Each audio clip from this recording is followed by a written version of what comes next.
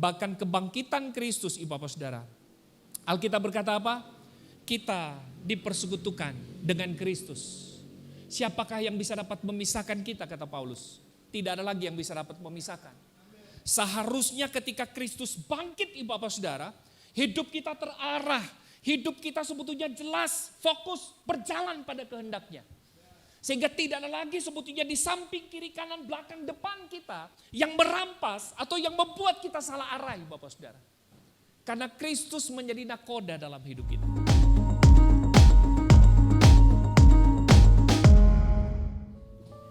Shalom Ibu Bapak Saudara. Sekali lagi saya berterima kasih Pastor Yoksin dan seluruh para hamba Tuhan, para penatua. Untuk saya berbagi firman Tuhan di tempat ini Bapak Saudara. Mari Bapak Saudara kita buka dalam 1 Korintus pasal 15. Kita akan membaca merenungkan bersama-sama semua ayat-ayat dalam pasal 15 itu Bapak. Jadi kalau saudara pulang lalu baca 1 Korintus secara keseluruhan.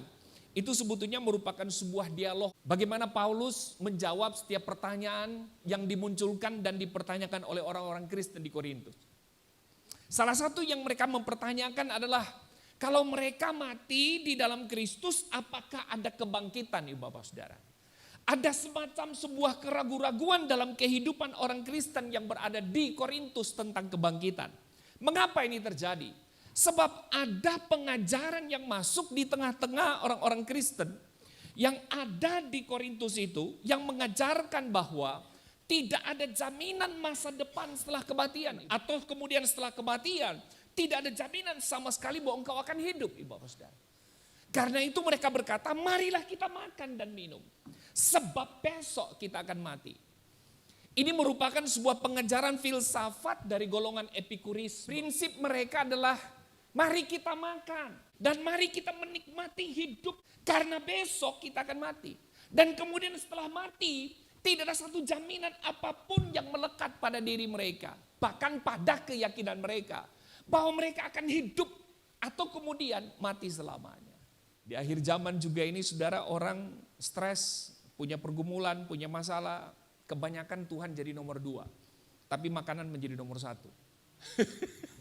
Larinya ke makanan bukan larinya ke Tuhan. Nah saudara, pengajaran ini kemudian ternyata masuk di tengah-tengah jemaat lalu mempengaruhi beberapa dari mereka.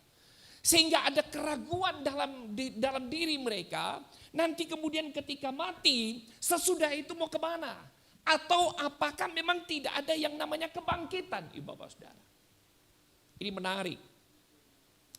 Karena itu Ibu Bapak Saudara, atas pertanyaan ini, maka Paulus menulis panjang lebar tentang kebangkitan ini. Karena itu izinkan saya ingin berbagi 2 hal tentang kebangkitan. Yang pertama adalah kebangkitan dilihat dari fakta sejarah dan kebangkitan dilihat dari makna teologi. 1 Korintus 15 lebih banyak berbicara tentang makna teologi. Fakta sejarahnya sedikit dia mengungkapkan.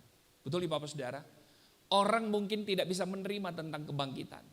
Sebab orang berkata bahwa kalau kamu berbicara tentang kebangkitan dari perspektif orang Kristen itu berbicara tentang teologi.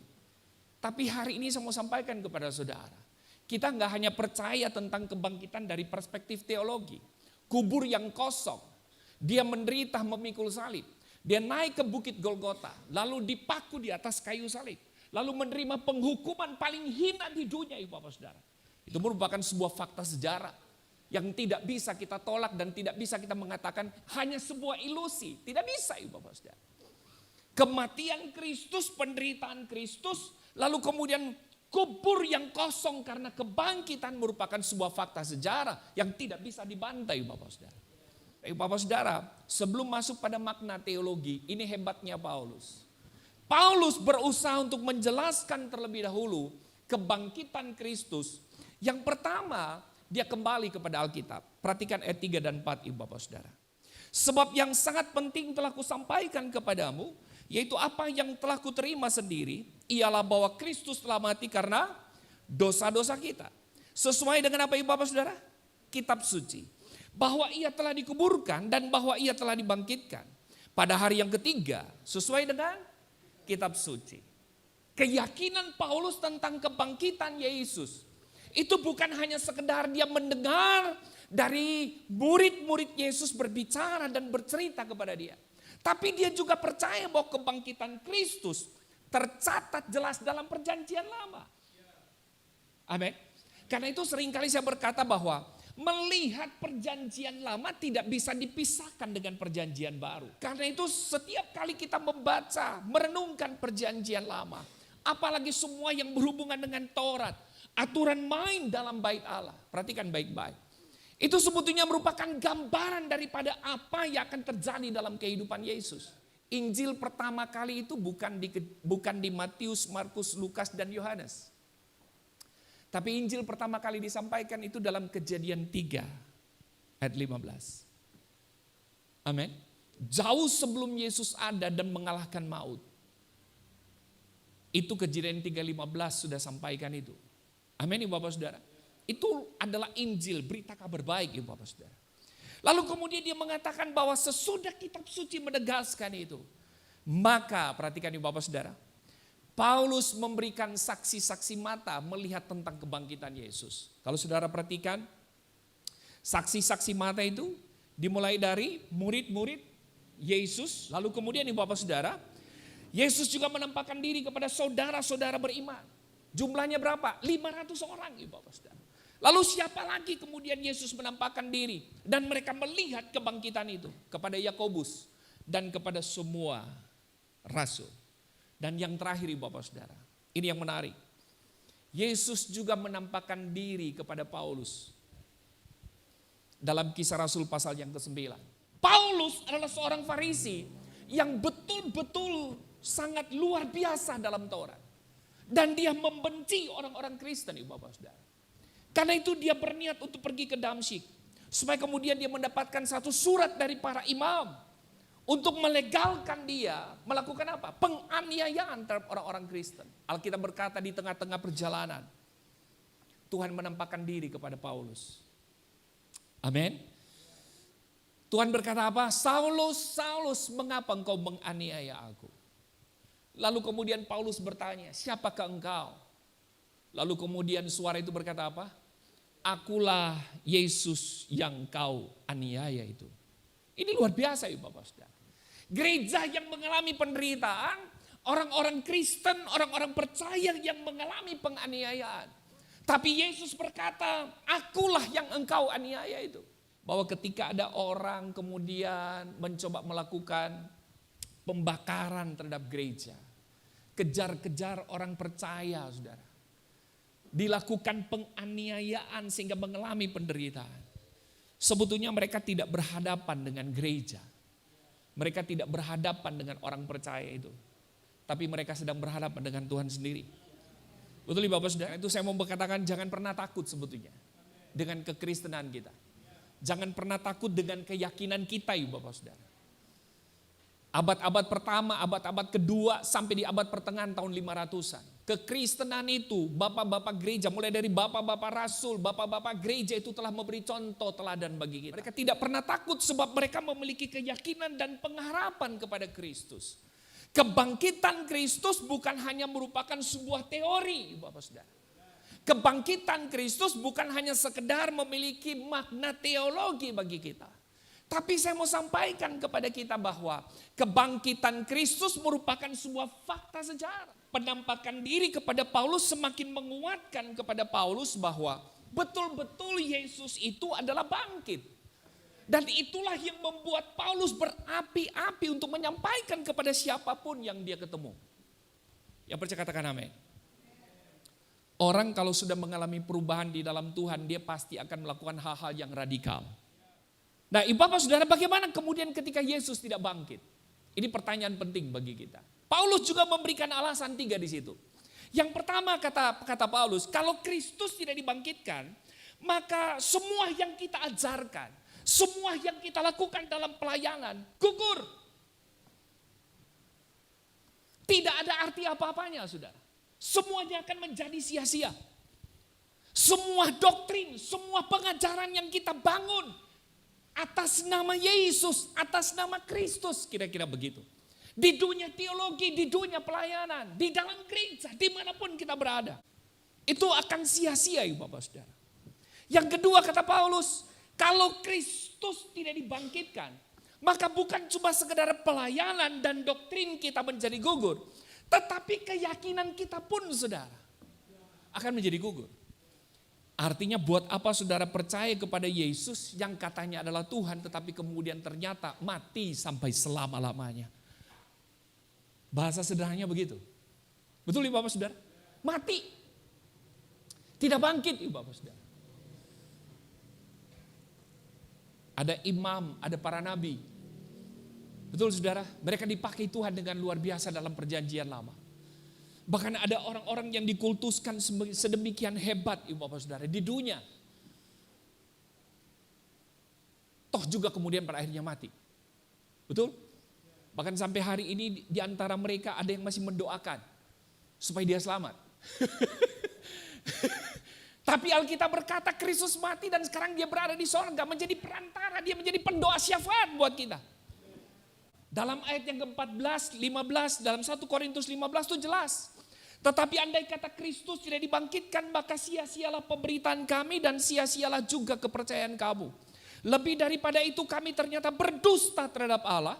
Karena tentang dia kami katakan bahwa ia telah membangkitkan Kristus padahal ia tidak membangkitkannya. Kalau anda kata benar bahwa orang mati tidak dibangkitkan. Dan yang terakhir Ibu Bapak Saudara, Paulus berkata seandainya Kristus tidak dibangkitkan, maka dosa masih berkuasa dalam hidup kita. Artinya tidak ada satupun di antara kita yang mengalami apa? Kasih karunia, anugerah keselamatan. Ayatnya yang ke-17 sampai 19 berkata apa? Dan jika Kristus tidak dibangkitkan, maka sia-sialah kepercayaan kamu dan kamu masih hidup dalam dosamu. Demikianlah binasa juga orang-orang yang mati dalam Kristus. Dosa itu sebetulnya berbicara tentang maut. Konsekuensi dari dosa adalah maut. Maut berbicara terpisahnya kita dari Allah, terpisahnya kita dari Tuhan. Nah, apa manfaat kebangkitan sebetulnya Kristus dalam kehidupan kita? Saya ingin bagikan secara cepat dan ini merupakan poin saya Bapak Saudara. Yang pertama Ibu Bapak Saudara, kebangkitan itu atau kebangkitan Kristus bagi saya ketika saya melihat ayat-ayat ini, itu berbicara tentang kita dihidupkan dalam persekutuan dengan Kristus. Saudara dalam ayat 20 sampai dengan ayat yang ke-23 dalam 1 Korintus 15 itu. Firman Allah berkata begini, tetapi yang benar ialah bahwa Kristus telah dibangkitkan dari antara orang mati. Sebagai yang sulung dari orang-orang yang telah meninggal. Sebab sama seperti maut datang karena satu orang manusia, demikian juga kebangkitan orang mati datang karena satu orang manusia. Karena sama seperti semua orang mati dalam persekutuan dengan siapa saudara? Adam. Demikian pula semua orang akan dihidupkan kembali dalam persekutuan dengan Kristus. Tetapi tiap-tiap orang menurut urutannya, Kristus sebagai buah sulung. Sesudah itu mereka yang menjadi miliknya pada waktu kedatangannya. Ada dua pribadi yang diselaraskan dengan kata apa di situ? Persekutuan saudara. Kata yang pertama itu saudara, yang diselaraskan pribadi yang pertama itu adalah Adam. Mati dalam persekutuan dengan Adam. Ada kata itu yang dipakai. Itu berbicara tentang sebuah kerusakan. Hubungan yang menyebabkan kita terpisah satu dengan yang lain. Saya dan saudara sebelum berjumpa dengan Yesus adalah orang-orang yang menjadi budak dosa Ibu Bapak Saudara. Kemanapun dosa menuntun kita, itu kita ikuti saudara. Dan betul-betul tidak ada masa depan di sana Ibu Bapak Saudara. Segala sesuatu itu gak jelas, kabur. Seakan-akan saya berada pada sebuah area yang abu-abu Ibu Bapak Saudara. Tidak ada sesuatu yang ada dalam diri saya untuk memacu saya untuk bangkit. Tidak ada sesuatu dalam diri saya memacu saya untuk mengasihi. Tidak ada sesuatu dalam diri saya untuk mengatakan kamu bangkit, kamu harus hidup, kamu harus melakukan sesuatu untuk masa depan dan seterusnya. Tidak ada Ibu Bapak Saudara. Jadi setiap kita Ibu Bapak Saudara yang tidak di dalam Kristus, Alkitab berkata dipersekutukan dengan Adam. Adam berbicara manusia lama. Adam berbicara tentang saya dan saudara pada waktu belum ketemu secara pribadi dengan Roh Kudus atau dengan Yesus. Adam berbicara tentang kehidupan kita yang lama Ibu Bapak Saudara. Sehingga ketika dipersekutukan dengan Adam, maka kita terpisah Ibu Bapak Saudara. Dengan siapa? Dengan Allah, dengan Tuhan. Tapi kabar baik bagi kita hari ini, dia bangkit. Kebangkitan itu bukan cuma sekedar membuktikan keilahiannya. Tapi kebangkitan itu ternyata memiliki makna yang sangat dalam. Kita sekarang bukan orang yang dipersekutukan dengan Adam.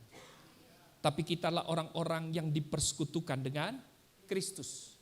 Orang yang dipersekutukan dengan Kristus adalah orang yang hidupnya digerakkan oleh Kristus. Orang yang masa depannya digerakkan oleh Kristus. Orang yang dalam perjalanan kehidupannya, Ibu Bapak Saudara, itu dituntun, diarahkan, Ibu Bapak Saudara, dibimbing. Oleh siapa? Oleh Kristus.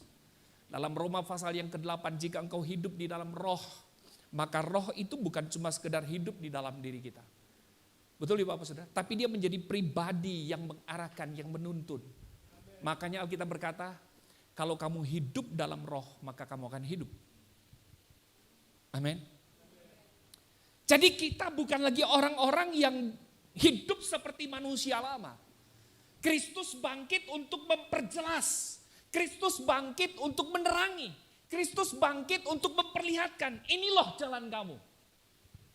Tidak mungkin Ibu Bapak Saudara akan mengalami perubahan kalau Kristus mati. Karena itu kalau saudara mau melihat bagaimana anak saudara berhasil.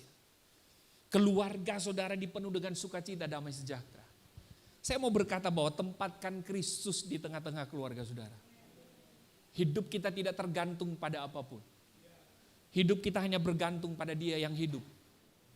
Yang kedua Ibu Bapak Saudara, pada waktu Yesus dibangkitkan, maka dalam ayat yang ke-50 sampai 53 saya tidak akan bahas lama ini. Sebab ini biasanya dibahas dalam seminar. Tubuh yang dikenakan kepada kita adalah tubuh seperti apa yang ditaruh kepada Yesus. Tubuh kemuliaan Ibu Bapak Saudara. Jadi kalau ada jemaat di Korintus yang tidak percaya pada kebangkitan tubuh, Paulus mau berkata, kamu salah. Jangan percaya dengan filsafat epikurisme itu. Sebab di dalam Kristus ada masa depan.